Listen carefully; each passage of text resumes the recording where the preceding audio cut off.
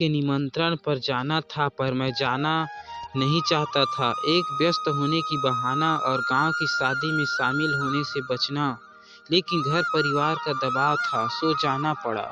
उसी दिन शादी की सुबह से काम से बचने के लिए सैर करने के बहाने 2-3 किलोमीटर दूर जाकर मैं गांव को जाने वाली रोड पर बैठा हुआ था।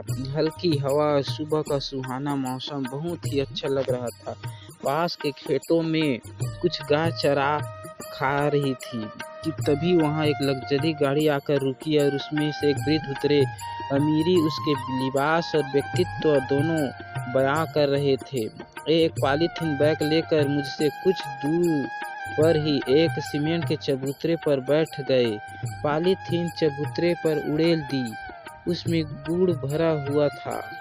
अब उन्होंने आओ आओ करके पास में ही खड़ी और बैठी गाय को बुलाया। सभी गाय पलक झपकते ही उस बुजुर्ग के इर्द गिर्द ठीक ऐसे ही आ गई जैसे कई महीनों बाद बच्चे अपने माँ बाप को घेर लेते हैं।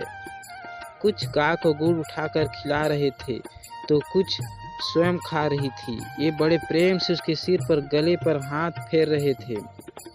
कुछ ही देर में गाय अधिकांश गुड़ खाकर चली गई। उसके बाद जो हुआ वो वाकई में जिसे मैं जिंदगी भर नहीं भुला सकता। हुआ यूं कि गायों के गुड़ खाने के बाद जो गुड़ बच गया था वो बुजुर्ग उन टुकड़ों को उठा उठा कर खाने लगे।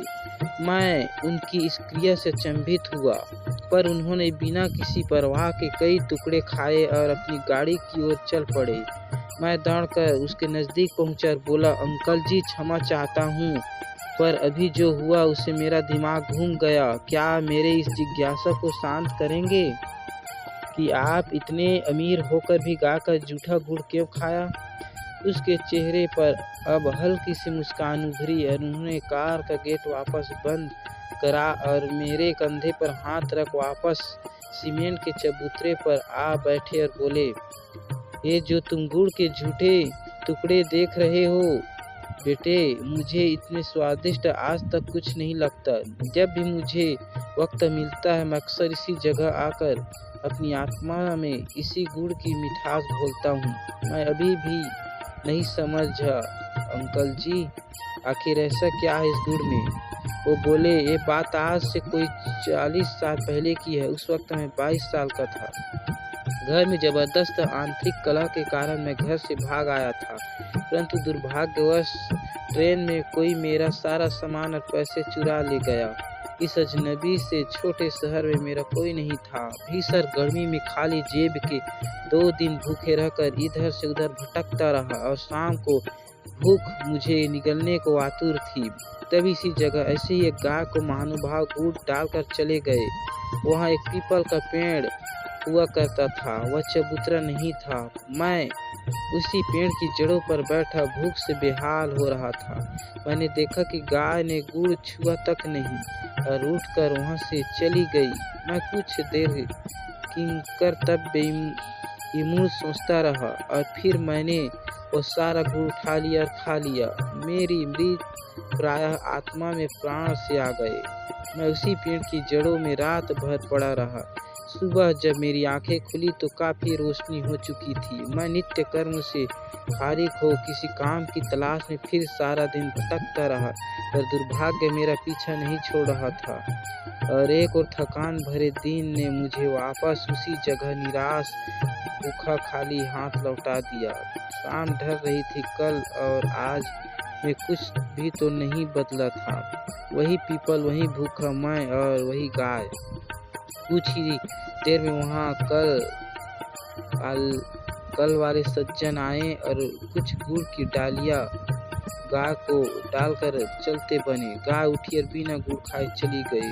मुझे अजीब लगा, परंतु मैं बेबस था, सो आज फिर गुड़ खा लिया और वहीं सो गया।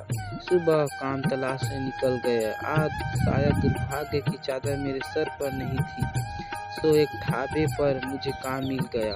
कुछ दिन बाद जब मालिक ने मुझे पहली पगार दी तो मैंने 1 किलो गुड़ खरीदा और किसी दिव्य शक्ति के वशीभूत 7 किलोमीटर पैदल चलकर उसी पीपल के पेड़ के नीचे आया। इधर उधर नजर दौड़ाई तो गाय भी दिख गई। मैंने सारा गुड़ उस गाय को डाल दिया। इस बार मैं अपने जीवन में सबसे ज़्यादा चौंका, क्योंकि गाय सारा गुड़ खा गई, जिसका मतलब साफ था कि गाय ने 2 दिन जानबूझकर मेरे लिए गुड़ छोड़ा था। मेरा हृदय भर उठा उस ममतामयी स्वरूप की ममता देखकर। मैं रोता हुआ वापस ढाबे में पहुंचा, बहुत सोचता रहा। फिर एक दिन मुझे एक फर्म में नौकरी मिल गई। दिन में उन्नति की तरक्की के शिखर पर चढ़ता गया। शादी हुई, बच्चे हुए, आज मैं खुद ही 5 का फर्म का मालिक हूँ। जीवन की इस लंबी यात्रा में मैंने कभी उस गाय माता को नहीं भुलाया। मैं अक्सर यही आता हूँ। मैं उन गायों को गुड़ डालकर उनका जूठा गुड़ खाता हूँ। मैं लाखों रुपये गौशाला में चंदा भी देता हूँ, परंतु मेरी मृग तृष्णा, मन की शांति यहीं आकर मिटती है। बेटे, मैं देख रहा था ये भावुक हो चले थे। समझ गए अब तो तुम? मैंने सिर हाँ में हिलाया। वो चल पड़े। गाड़ी स्टार्ट हुई, निकल गई। मैं उठा, उन्हीं टुकड़ों में से एक टुकड़ा उठाया, मुंह में डाला। वापस शादी में शिरकत करने सच्चे मन से शामिल हुआ। सचमुच में कोई साधारण गुण नहीं था, उसमें कोई दिव्य मिठास थी, जो जीभ के साथ आत्मा को भी मीठा कर गई थी। घर आकर गाय के बारे में जानने के लिए कुछ किताबें पढ़ने के बाद जाना कि गाय गोलोक की एक अमूल्य निधि है। इसकी रचना भगवान ने मनुष्य के कल्याण अर्थ आशीर्वाद रूप में की है। अतः इस पृथ्वी पर गौ माता मनुष्य के लिए भगवान का प्रसाद है। भगवान के प्रसाद स्वरूप अमृत रूपी गो दुग्ध का पान कर मानव ही नहीं अपितु देवगण भी तृप्त होते, इसलिए गो दुग्ध को अमृत कहा गया है।